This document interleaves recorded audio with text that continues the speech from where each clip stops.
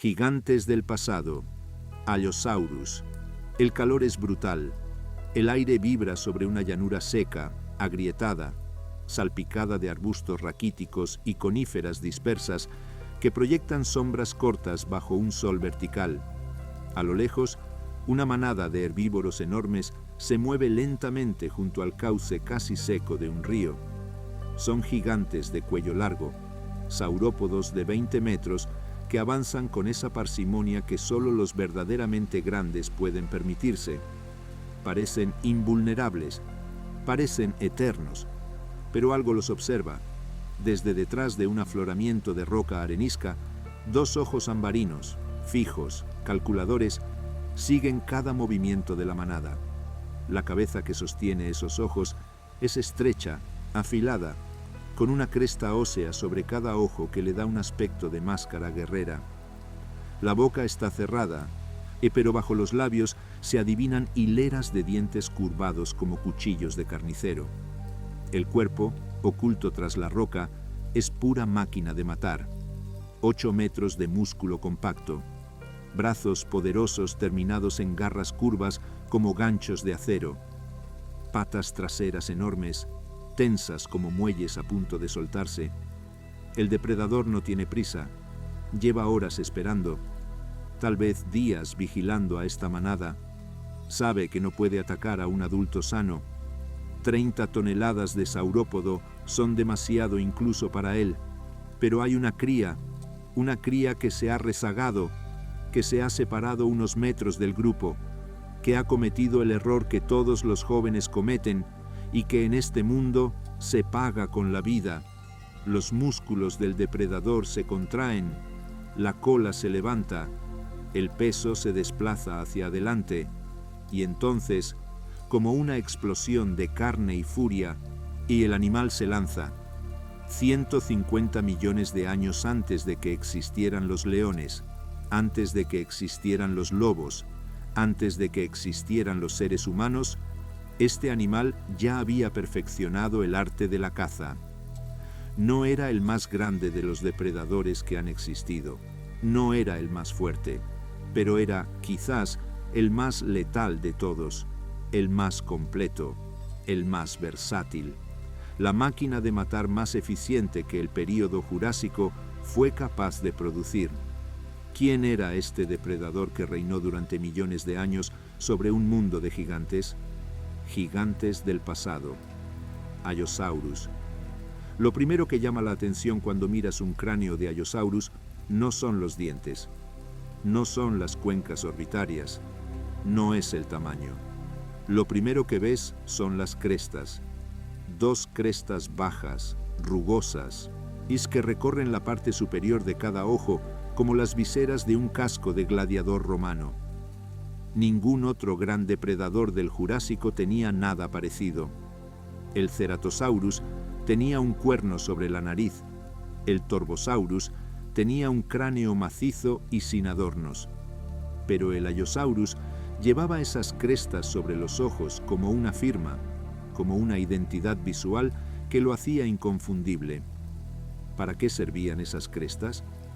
Esta es la primera pregunta que ha obsesionado a los paleontólogos durante más de un siglo, y la respuesta no es tan obvia como podría parecer. Inicialmente, algunos científicos propusieron que las crestas eran armas, estructuras de combate utilizadas en peleas intraespecíficas, como los cuernos de los ciervos o las placas de los dinosaurios ceratópsidos.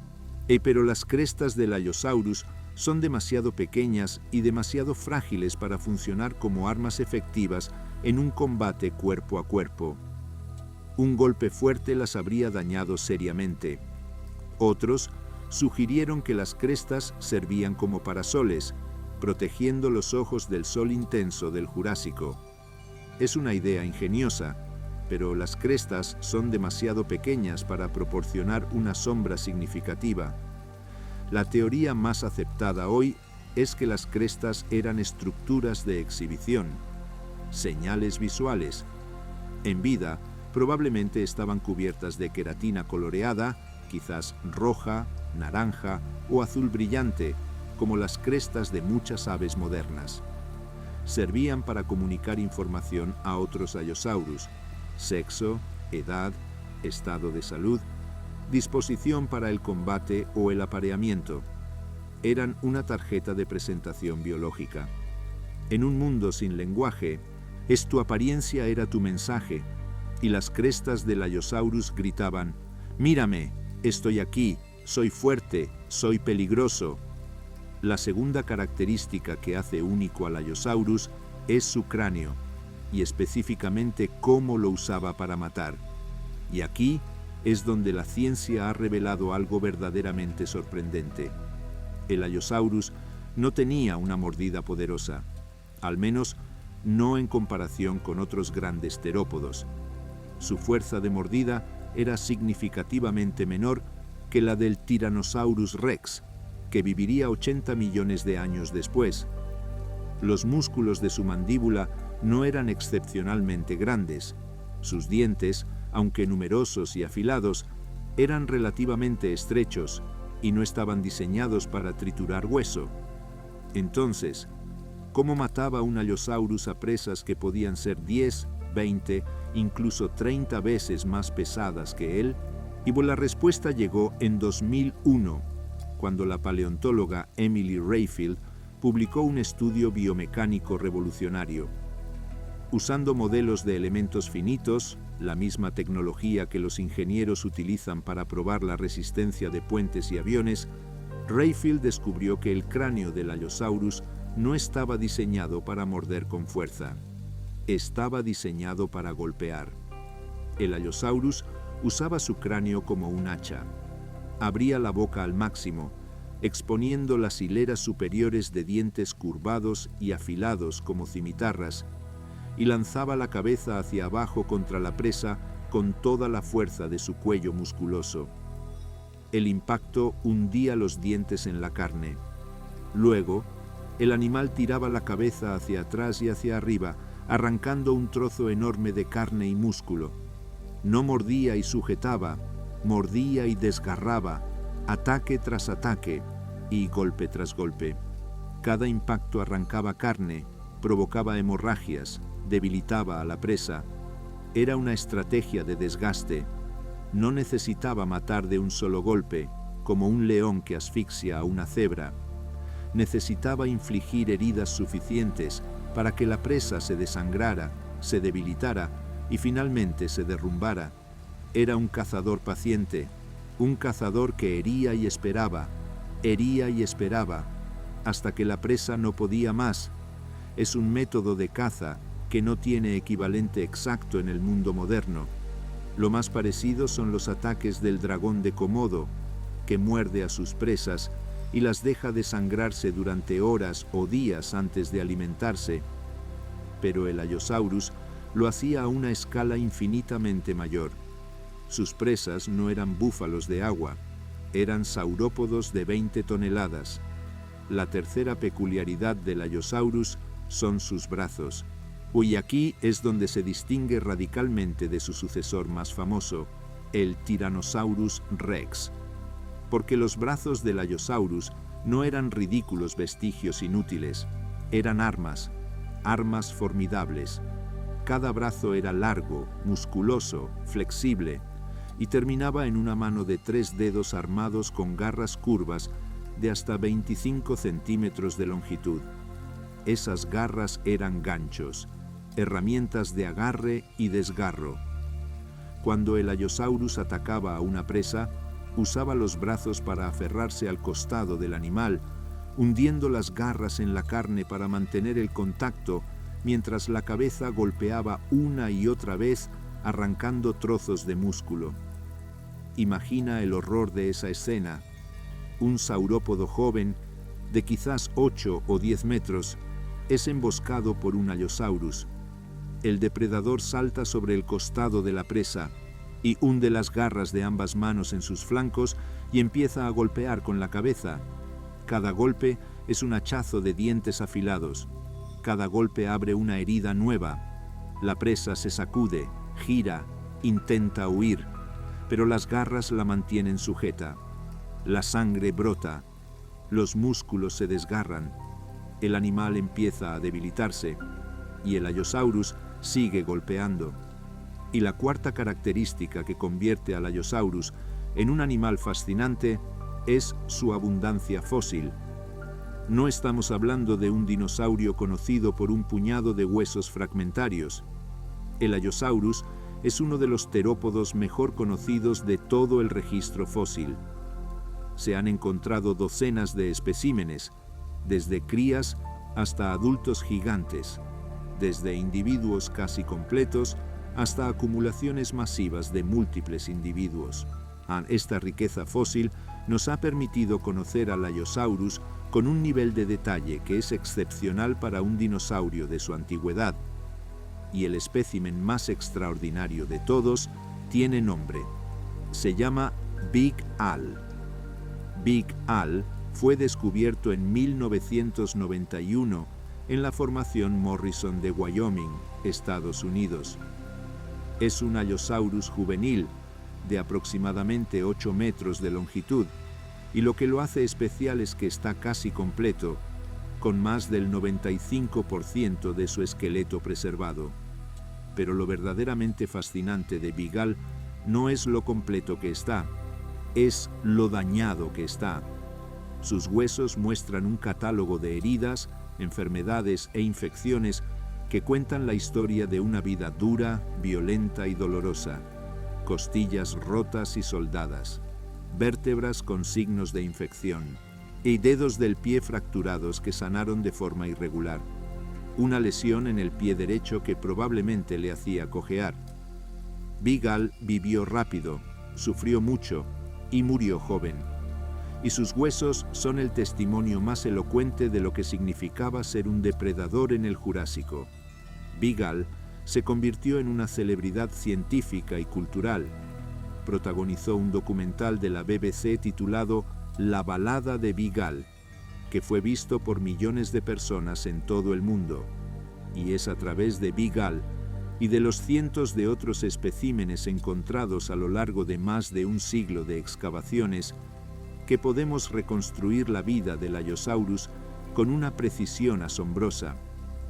Para entender a este depredador, necesitamos viajar a su mundo.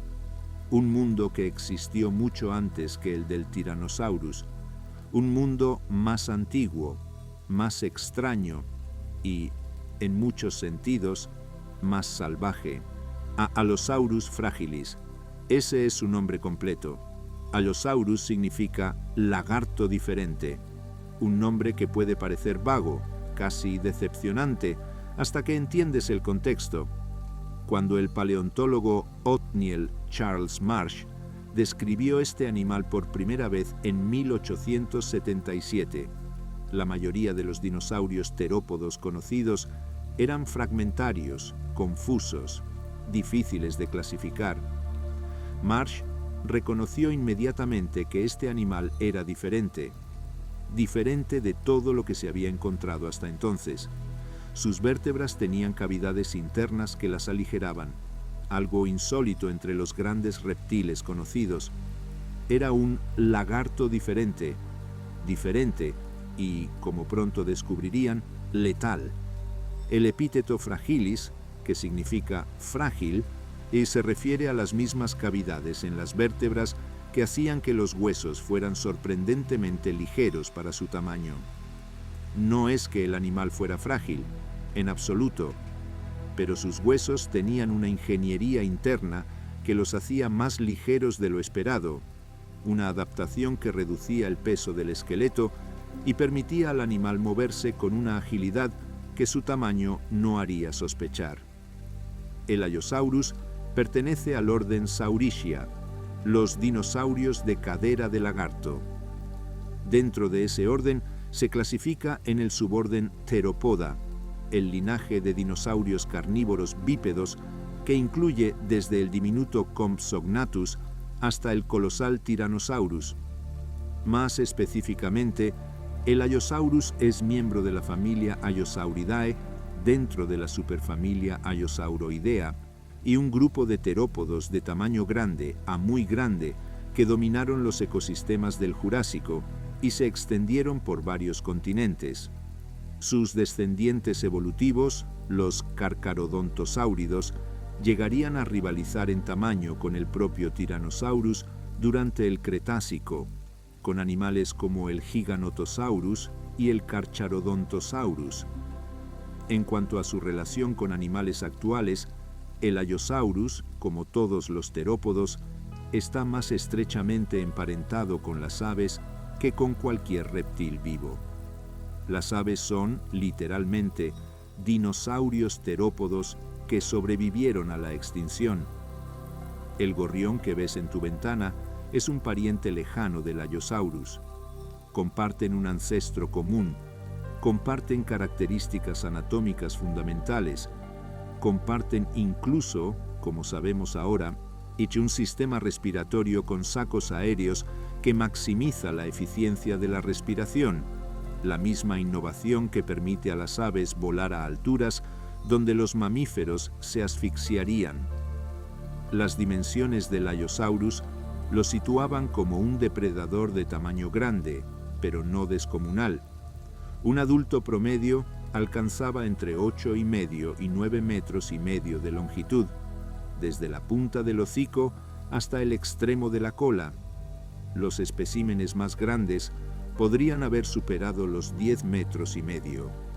Eso es aproximadamente la longitud de un autobús urbano.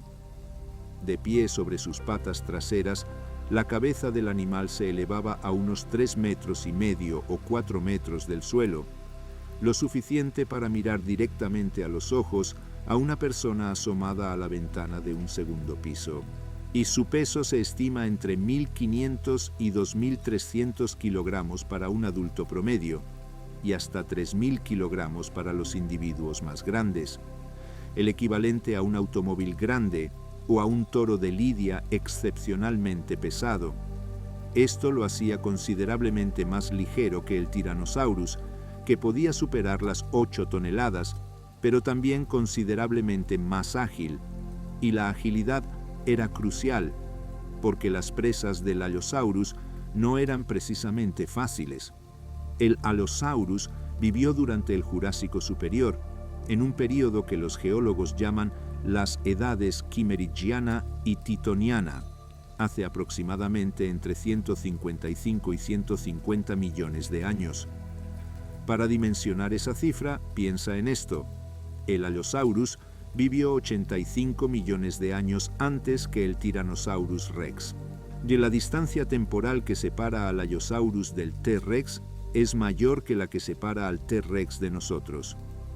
Cuando el Tyrannosaurus caminó por la Tierra, el Allosaurus ya era un fósil tan antiguo para él como los dinosaurios lo son para nosotros. Son mundos completamente diferentes. El mundo del Jurásico Superior era un planeta sin casquetes polares, con temperaturas globales considerablemente superiores a las actuales y una atmósfera más rica en dióxido de carbono. Los niveles del mar eran altos y extensos mares poco profundos cubrían amplias zonas de los continentes. Pero la característica más importante del Jurásico tardío para nuestra historia es la configuración de los continentes. Pangea, el supercontinente que había unido todas las masas terrestres del planeta, se estaba fragmentando y se había partido en dos, Laurasia al norte y Gondwana al sur. Pero la fragmentación aún no era completa. Existían conexiones terrestres intermitentes que permitían a los animales dispersarse entre continentes, y el Allosaurus aprovechó esas conexiones. Se han encontrado fósiles de Allosaurus o de alosáuridos muy cercanos en Norteamérica, Europa y posiblemente África, lo que indica una distribución geográfica extraordinariamente amplia para un depredador terrestre. El corazón del reino del Allosaurus era Norteamérica, y específicamente el vasto territorio cubierto por lo que los geólogos llaman la Formación Morrison. La Formación Morrison es una de las unidades geológicas más famosas y productivas del mundo en términos paleontológicos. Se extiende por 13 estados del oeste de los Estados Unidos, que desde Montana en el norte hasta Nuevo México en el sur, y desde Utah, en el oeste, hasta Kansas en el este. Representa un período de aproximadamente 10 millones de años de sedimentación durante el Jurásico superior, y contiene una de las faunas de dinosaurios más ricas y diversas jamás descubiertas. Pero el paisaje de la formación Morrison no era uniforme. Era un mosaico de ambientes que variaban con las estaciones y con la geografía. En las tierras bajas, extensas llanuras aluviales se inundaban estacionalmente, creando humedales temporales ricos en helechos, colas de caballo y coníferas de porte bajo. En las zonas más elevadas, bosques de coníferas, araucarias, podocarpos y ginkgos proporcionaban sombra y alimento a los herbívoros más grandes. Los ríos serpenteaban por la llanura, cambiando de curso con cada inundación y dejando atrás meandros abandonados que se convertían en charcas donde se congregaban los animales durante la estación seca. Y esa estación seca era feroz. El clima de la formación Morrison era semiárido en muchas zonas, con una marcada estacionalidad. La estación húmeda traía lluvias torrenciales que convertían las llanuras en extensos humedales. La estación seca transformaba esos mismos humedales en terrenos polvorientos y agrietados, donde el agua se concentraba en los últimos charcos y pozas. Y era en esas pozas, en esos últimos refugios de agua, donde la vida se concentraba y donde los depredadores esperaban. Imagina un abrevadero natural del Jurásico durante la estación seca, una poza de agua turbia, menguante, rodeada de barro endurecido marcado por cientos de huellas, saurópodos gigantes, Diplodocus y Apatosaurus, llegan en pequeños grupos para beber, sus cuellos interminables bajando hacia el agua como grúas vivientes. Estegosaurios, con sus placas dorsales y sus peligrosas colas armadas con púas, avanzan cautelosamente desde los árboles. Ornitópodos de tamaño medio, como el Camptosaurus y el Driosaurus, se acercan nerviosos, con los ojos moviéndose constantemente de un lado a otro. Todos necesitan agua. Todos saben que el agua atrae depredadores. Y en la sombra de un grupo de coníferas, a 50 metros de la poza, inmóvil, paciente, con las crestas sobre los ojos brillando bajo la luz filtrada, un Allosaurus espera su oportunidad. Este era el mundo del Allosaurus, un mundo de calor, de sed, de gigantes y de muerte. ¿Cómo cazaba exactamente un Allosaurus? ¿Cómo un depredador de 2 toneladas podía abatir presas que pesaban 10, a 20 o 30 veces más? Para responder a esta pregunta, necesitamos entender su anatomía como lo que realmente era: un sistema de armas integrado. Comencemos por la cabeza. El cráneo del Allosaurus medía aproximadamente 1 metro de longitud en los adultos grandes. Era estrecho, alto, con grandes fenestras, aberturas, que reducían su peso sin sacrificar la resistencia estructural. La mandíbula superior contenía entre 14 y 17 dientes a cada lado. La inferior, entre 14 y 17 también. Los dientes eran curvados hacia atrás, lateralmente comprimidos y con bordes cerrados. No eran dientes para aplastar hueso, eran dientes para cortar carne. Cada diente funcionaba como un cuchillo de sierra. Al clavarse en la presa y tirar hacia atrás, de los bordes cerrados desgarraban los tejidos musculares con una eficiencia escalofriante. Y cuando un diente se rompía o se desgastaba, otro crecía en su lugar. Un Allosaurus nunca se quedaba sin cuchillos. Pero como hemos dicho, la verdadera arma no era la mordida, era el golpe. El estudio de Emily Rayfield demostró que el cráneo del Allosaurus podía soportar fuerzas de impacto enormes, aplicadas desde arriba hacia abajo, pero era relativamente débil ante fuerzas laterales. Esto confirma que el animal no sujetaba a sus presas con las mandíbulas y forcejeaba con ellas, como hace un cocodrilo.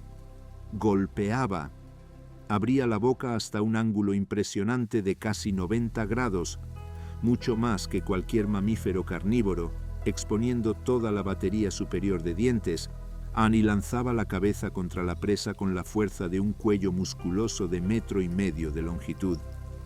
Los dientes se hundían, la cabeza tiraba hacia arriba y hacia atrás, un trozo de carne se arrancaba, la presa sangraba y el ataque se repetía.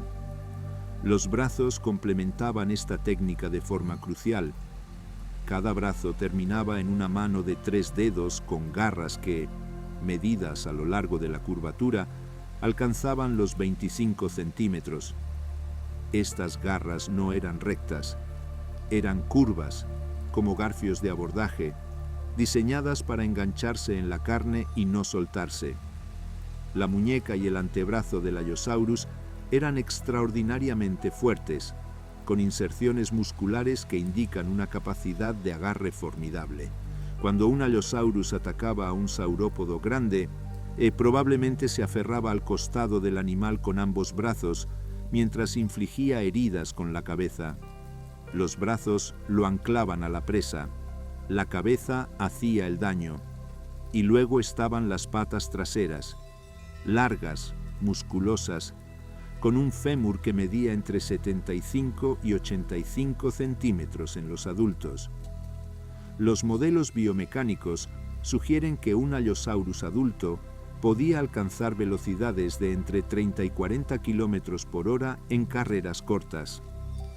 No era el animal más rápido de su ecosistema. Algunos ornitópodos pequeños como el Dryosaurus probablemente podían superarlo en velocidad punta, pero era lo suficientemente rápido para emboscar a presas de gran tamaño que no podían arrancar con la misma velocidad. La estrategia de caza completa probablemente funcionaba así. El Allosaurus identificaba a una presa potencial y preferentemente un individuo joven, viejo, enfermo o aislado. Se acercaba utilizando la vegetación o el terreno como cobertura. Cuando estaba a la distancia de ataque, aceleraba hasta su velocidad máxima, cubría la distancia restante en segundos y golpeaba con todo su peso contra el costado de la presa. Los brazos se enganchaban, los dientes desgarraban. Si la primera embestida no era suficiente para derribar a la presa, el Allosaurus se retiraba, esperaba y volvía a atacar. Desgaste, hemorragia, debilitamiento progresivo, muerte. ¿Pero cazaba solo? Esta es una de las preguntas más controvertidas y apasionantes sobre el Allosaurus, y la evidencia apunta en una dirección fascinante. En un lugar llamado la cantera de Cleveland Lloyd, en el estado de Utah, se ha encontrado la mayor concentración de restos de Allosaurus del mundo. Es más de 46 individuos, desde crías hasta adultos de gran tamaño, aparecieron en un área relativamente pequeña. La interpretación más aceptada es que esta cantera fue una trampa natural, un pozo de barro o una charca pantanosa donde los herbívoros quedaban atrapados y los depredadores que acudían a alimentarse de ellos quedaban atrapados a su vez. Lo fascinante es que la inmensa mayoría de los restos pertenecen a Allosaurus, lo que sugiere que múltiples individuos acudían al mismo lugar para alimentarse. No necesariamente cazaban juntos de forma coordinada como una manada de lobos, pero al menos toleraban la presencia de otros individuos de su especie durante la alimentación. Esto es significativo porque la mayoría de los grandes depredadores modernos, con la excepción de los leones, son ferozmente intolerantes con otros de su especie cerca de una fuente de alimento. Otros yacimientos muestran evidencia aún más sugestiva. En algunos sitios se han encontrado huellas fosilizadas de grandes terópodos caminando en la misma dirección, lo que podría indicar movimiento en grupo. Y en varios huesos de saurópodos se han encontrado marcas de dientes de Allosaurus que sugieren que múltiples individuos se alimentaron del mismo cadáver, probablemente de forma simultánea.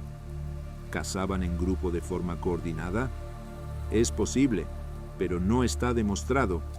Lo que sí podemos decir con razonable certeza es que el Allosaurus era más social que la mayoría de los grandes terópodos. Al menos toleraba a sus congéneres, al menos compartía carroña y al menos, en ciertas circunstancias, podía actuar junto a otros individuos durante una cacería, y no eran lobos, pero tampoco eran tigres solitarios. Eran algo intermedio, algo sin equivalente exacto en el mundo moderno. Las presas del Allosaurus eran variadas y a menudo enormes. En el ecosistema de la Formación Morrison, los herbívoros dominantes eran los saurópodos gigantes. El Diplodocus, con sus 27 metros de longitud y su cola en forma de látigo. El Apatosaurus, más robusto, con 22 metros y un peso de más de 20 toneladas. El Brachiosaurus, el más alto de todos, con su cuello que se elevaba a más de 12 metros del suelo. Y el Camarasaurus, el saurópodo más común de la formación, más compacto que los anteriores, pero aún así un animal de 15 metros y 10 toneladas o más. Atacar a un adulto sano de cualquiera de estas especies era arriesgado en extremo.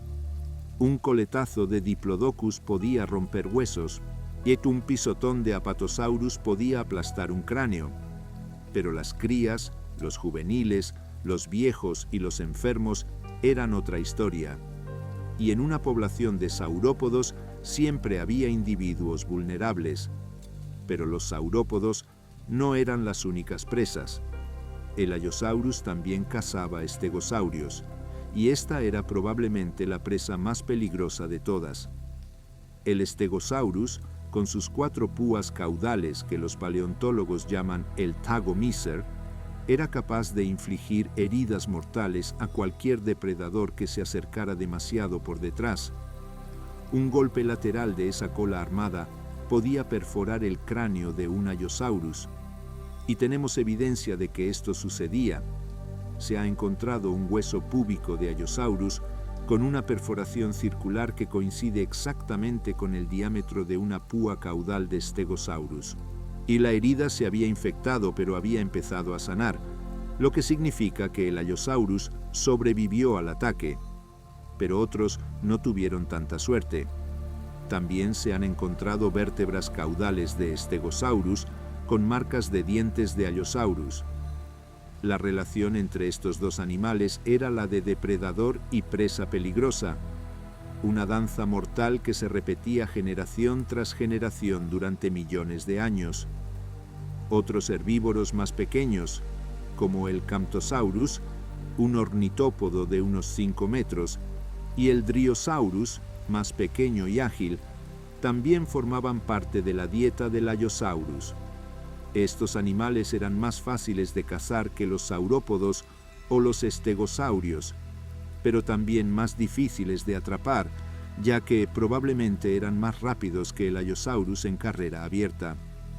En cuanto a la competencia, el Allosaurus no era el único depredador de la Formación Morrison, pero era sin duda el dominante. El Ceratosaurus, un terópodo de entre 6 y 7 metros, con un cuerno nasal característico, compartía el mismo ecosistema, pero probablemente ocupaba un nicho ecológico ligeramente diferente, cazando presas más pequeñas o alimentándose más de peces y animales acuáticos. El Torvosaurus, más raro pero potencialmente más grande que el Allosaurus, con estimaciones de hasta 10 u 11 metros de longitud, era probablemente su competidor más directo. Los encuentros entre Allosaurus y Torvosaurus debían ser tensos, violentos, potencialmente mortales para ambos. Pero en términos de números, el Allosaurus dominaba. Representaba más del 70% de todos los restos de terópodos grandes encontrados en la Formación Morrison, y era el depredador más común, más abundante y más exitoso de su ecosistema, el equivalente jurásico del león africano. En cuanto a la reproducción, el Allosaurus ponía huevos, como todos los dinosaurios conocidos. No se han encontrado nidos definitivamente atribuidos a Allosaurus, pero basándonos en lo que sabemos de otros terópodos grandes y de sus descendientes, las aves, podemos inferir que las hembras ponían nidadas de entre 10 y 20 huevos en nidos excavados en el suelo, posiblemente protegidos con vegetación. El cuidado parental es probable, pero no está demostrado. Las crías al nacer eran diminutas en comparación con los adultos, probablemente de menos de medio metro de longitud, y eran extremadamente vulnerables a los depredadores, incluyendo potencialmente a otros Allosaurus. El crecimiento era rápido, y los análisis histológicos de huesos de Allosaurus muestran anillos de crecimiento que indican una madurez esquelética alcanzada entre los 13 y los 19 años. Esto implica un crecimiento mucho más rápido que el de cualquier reptil moderno de tamaño comparable y sugiere un metabolismo activo, probablemente endotérmico, o al menos significativamente más caliente que el de un reptil de sangre fría. Big Al, el espécimen más famoso, tenía entre 8 y 10 años cuando murió, y ya medía 8 metros. Estaba creciendo rápido, pero no lo suficiente. Su cuerpo lleno de heridas y enfermedades cuenta la historia de un juvenil que vivió peligrosamente, que cazó presas demasiado grandes para él, que recibió golpes que le rompieron costillas y le infectaron los huesos. Probablemente murió de una infección generalizada causada por una herida en el pie que le impedía cazar con eficacia. Un depredador que no puede correr es un depredador muerto.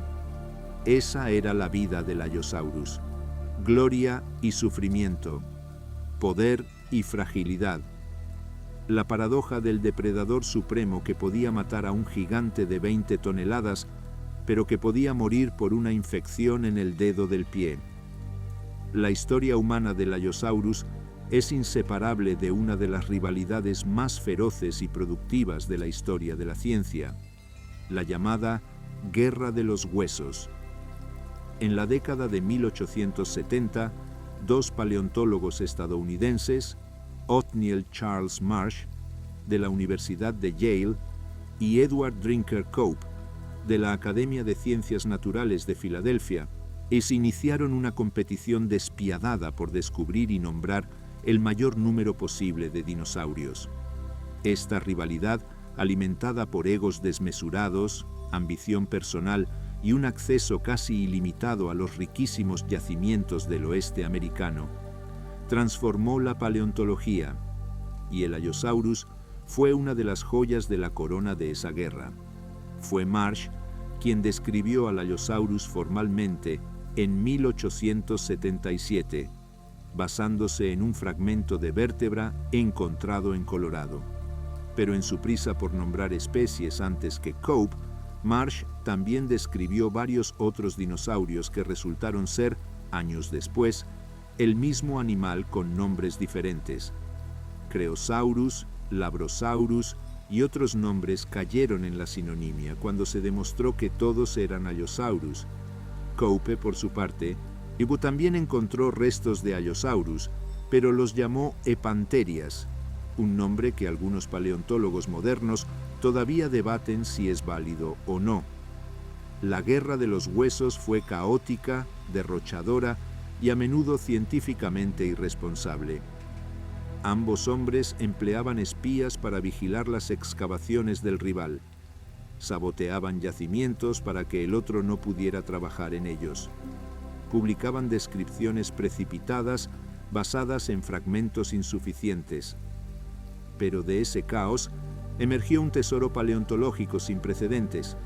Más de 140 nuevas especies de dinosaurios fueron nombradas durante la Guerra de los Huesos, incluyendo al Allosaurus, al Stegosaurus, al Apatosaurus, al Diplodocus y al Triceratops. El mapa del mundo jurásico se dibujó en gran parte durante aquella década febril. El descubrimiento más importante para el Allosaurus llegó más tarde, en 1927, cuando se iniciaron las excavaciones en la cantera de Cleveland Lloyd, en Utah. Este yacimiento, como hemos dicho, ha producido más de 46 especímenes individuales de Allosaurus. Es el mayor conjunto de restos de un solo terópodo grande en un solo yacimiento del mundo. Las excavaciones continuaron durante décadas y cada temporada producía más huesos, más cráneos, más historias individuales de vida y muerte preservadas en la roca. Y luego llegó Big Al, descubierto en 1991 en la formación Morrison de Wyoming, cerca de la ciudad de Shell. El espécimen fue excavado por un equipo del Museo de Historia Natural de la Universidad de Wyoming y pronto se convirtió en el Allosaurus más estudiado del mundo, con sus heridas, sus infecciones, su historia de vida codificada en cada hueso dañado, proporcionaron una ventana sin precedentes a la vida real de un depredador jurásico. No un depredador idealizado, no un monstruo de película, sino un animal real que sufría, que se lesionaba, que se recuperaba a veces y a veces no. En 2000, la BBC produjo el documental La balada de Big Al, que utilizó las heridas documentadas en sus huesos para reconstruir narrativamente la vida de este individuo. El programa fue un éxito internacional y convirtió a Big Al, y por extensión al Allosaurus, en uno de los dinosaurios más conocidos y queridos del mundo. ¿Qué nos dicen los huesos del Allosaurus en su conjunto? El cráneo nos dice que era un depredador visual. Las cuencas orbitarias son grandes, orientadas parcialmente hacia adelante y proporcionando un campo de visión binocular que le permitía calcular distancias con precisión, una adaptación esencial para un animal que necesitaba lanzar ataques dirigidos a zonas específicas del cuerpo de su presa. Los huesos del oído interno, estudiados mediante tomografía computarizada, revelan que el Allosaurus tenía un buen sentido del equilibrio y una sensibilidad auditiva orientada hacia los sonidos de baja frecuencia, los retumbos y las vibraciones que los animales grandes producen al caminar. Podía oír a sus presas acercarse antes de verlas. Las vértebras cervicales, con sus cavidades internas que reducen el peso, nos hablan de un cuello diseñado para movimientos rápidos y potentes. El cuello del Allosaurus era un resorte biológico, ligero, flexible y capaz de generar una fuerza de impacto desproporcionada para su tamaño. Y los huesos de las extremidades, tanto delanteras como traseras, muestran cicatrices musculares, rugosidades en la superficie, donde se anclaban los músculos, que indican una musculatura poderosa. Los brazos eran fuertes, las piernas eran fuertes. Todo en este animal estaba diseñado para una cosa: capturar y matar presas grandes. Y las patologías, las enfermedades y las heridas preservadas en los huesos de múltiples especímenes nos cuentan que la vida del Allosaurus era violenta. Costillas rotas son extraordinariamente comunes. Huesos infectados aparecen con frecuencia. Marcas de dientes de otros Allosaurus se han encontrado en huesos de Allosaurus, lo que indica peleas intraespecíficas, combates entre individuos de la misma especie, probablemente por territorio, por parejas o por acceso a cadáveres. Ahora, el final. Y aquí el Allosaurus nos plantea una pregunta diferente a la de los dinosaurios del Cretácico, porque el Allosaurus no murió con el asteroide, no fue víctima del evento de Chicxulub. El Allosaurus desapareció unos 85 millones de años antes de ese cataclismo. Su extinción fue parte de un recambio faunístico gradual que tuvo lugar durante la transición del Jurásico al Cretácico, hace aproximadamente 145 millones de años. ¿Qué acabó con el Allosaurus? No hubo un solo evento catastrófico. Fue un cambio progresivo. Los ecosistemas estaban transformándose, el clima fluctuaba, Los niveles del mar subían. Las comunidades vegetales cambiaban a medida que nuevos grupos de plantas, incluyendo las primeras angiospermas, empezaban a aparecer.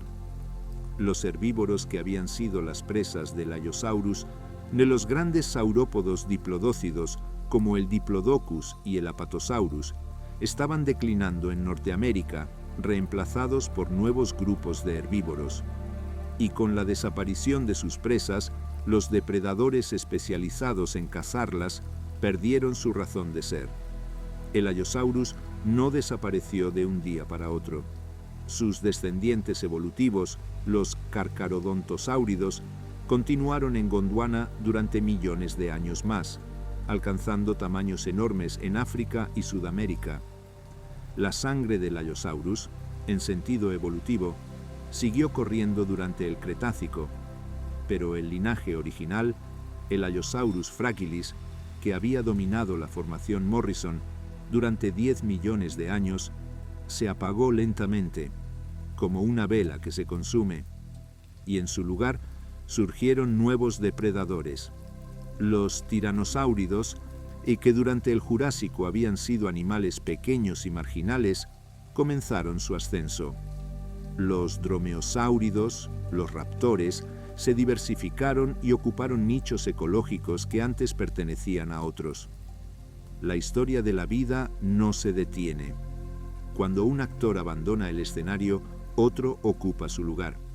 Pero ninguno de los que vinieron después fue exactamente como el Allosaurus. Ninguno combinó de la misma manera la velocidad, la agilidad, los brazos poderosos, el cráneo de hacha y esas crestas enigmáticas sobre los ojos. El Allosaurus fue único, y como todo lo que es verdaderamente único, dejó un vacío que nadie pudo llenar. Desde su descubrimiento, en 1877, el Allosaurus ha cautivado la imaginación del público y de los científicos por igual.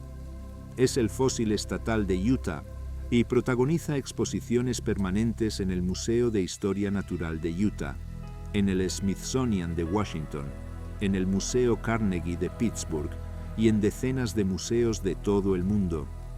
Ha aparecido en películas, documentales, libros y videojuegos.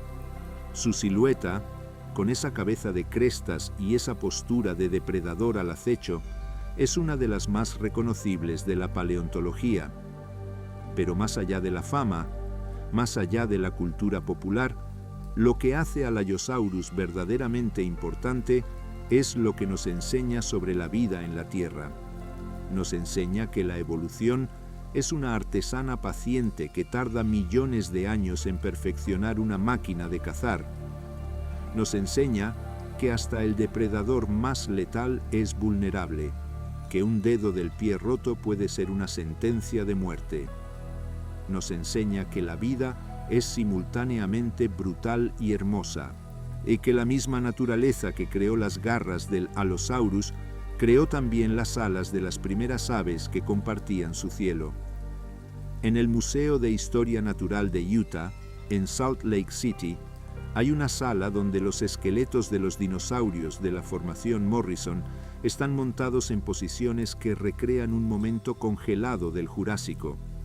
Un Allosaurus se abalanza sobre un Camptosaurus que intenta huir. Las mandíbulas del depredador están abiertas, las garras extendidas, la cola levantada para mantener el equilibrio.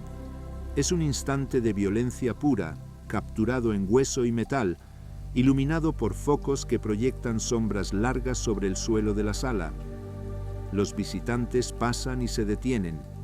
Los niños abren los ojos. Los adultos contienen la respiración, porque hay algo en esa escena que trasciende la ciencia y el entretenimiento. Hay algo primordial, algo ancestral, que nos conecta con ese momento de caza congelado en la roca hace 150 millones de años. El Allosaurus caminó por esta tierra durante más de 10 millones de años. Eso es 50 veces más que toda la historia del Homo sapiens. Nació, cazó, luchó, se reprodujo y murió en un mundo que nosotros solo podemos imaginar a través de los huesos que dejó atrás. Pero esos huesos hablan. Si tienes la paciencia de escuchar, te cuentan la historia de un depredador que no era un monstruo, era un animal extraordinario, sí, letal, sí, pero también vulnerable, también frágil, también mortal, y quizás esa es la lección más profunda que el Allosaurus nos deja, que incluso los depredadores más letales tienen un final, que incluso los reinos más poderosos se desvanecen, que la vida, por imparable que parezca, es siempre, en el fondo, efímera. Pero la fascinación que nos produce no lo es. Esa no se extingue nunca. Suscríbete a Gigantes del Pasado para descubrir al próximo coloso que dominó nuestro planeta. ¿Qué animal prehistórico quieres conocer? Déjalo en los comentarios. Nos vemos en el próximo episodio. Gigantes del Pasado, Allosaurus, fin del episodio.